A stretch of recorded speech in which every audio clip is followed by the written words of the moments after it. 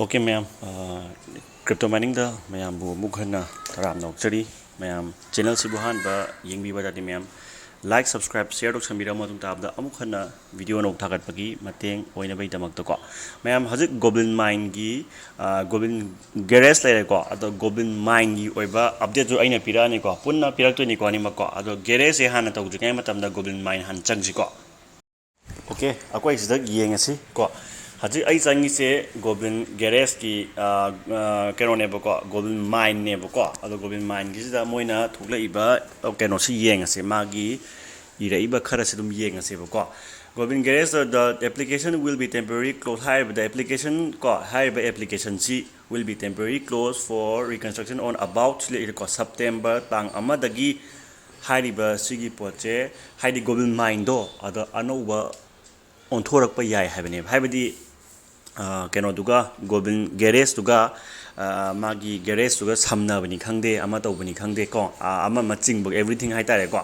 adu samna bani khangde ama taw bani khangde adu anoba ma onthorak pa yai hai bani ba ko mana haning ang ka se ko keno gi wana te ama gi wana te ba ko the player are no longer advised to participate in the current high ba sida participate to be atha thok tre aduna atha keno to biru no participate to biru no hai ne ba ko adu mamang da in haija kra do bu nang sida loina lairiba keno singje loina nang na keno to thok khotok pa loi yai ba ko ai sida goal khar lai re ba ko goal je hayeng mana nang goal je mangadra mangoidra haiba question ama lak pa yai ba noina ko adu goal je mangoi ba haibadi goal je same application je Goblin Mine gi same application je nang mangoi ba haibadi mangoi haibadi keno tawrakane ba haiba goal si magi Goblin Mine gi da anoba on thoga atoba keno lehen bani khangde ma to hon bani khangde on thorak ba yai ba ko adu mangningai gi chance ti yamna minimum da lai ba ko aduni aina hajaning se ko adu laire adu hojik Goblin Garage ta amuk changa se ba ko sina Goblin Garage ne ba ko Goblin Garage da ai loi takani ko ado hojik aina ngasai maiton da ko maiton da yengbiro aina ngasai lupa lising taruk kya nom sing thok pani maiton da ko haibadi kamaina no hai kana Goblin Mine da gini ko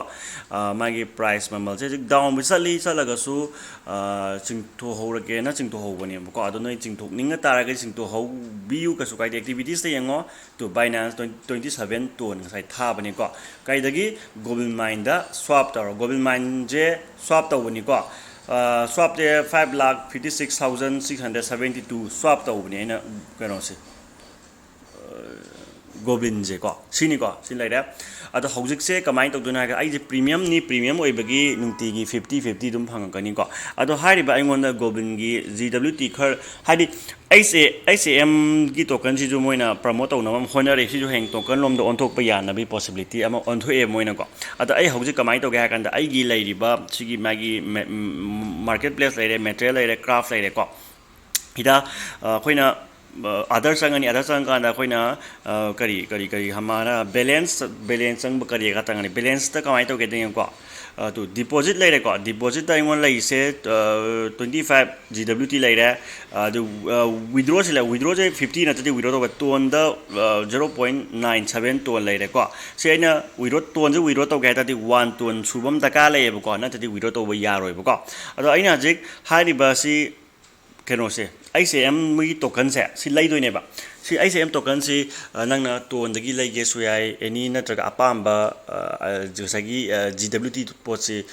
yo laga lai ge su yai ba ko asina buy ICM sanga si koina ko buy ICM sanga si sangma matam da koina change sangma matam da ko sange ko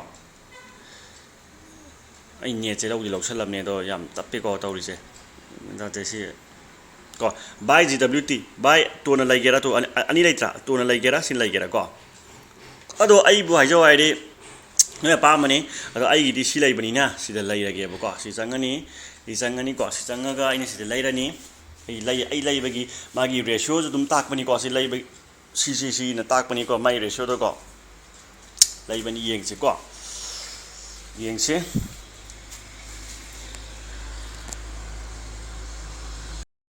okay tu silai re ko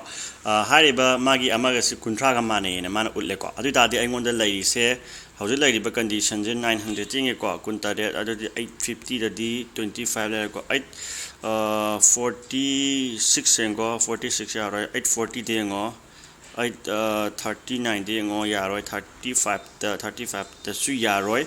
32 or 36 37 36 35 34 33 ga 1 okay 33 ga 1 ko 1 hen madi yaroi silai ko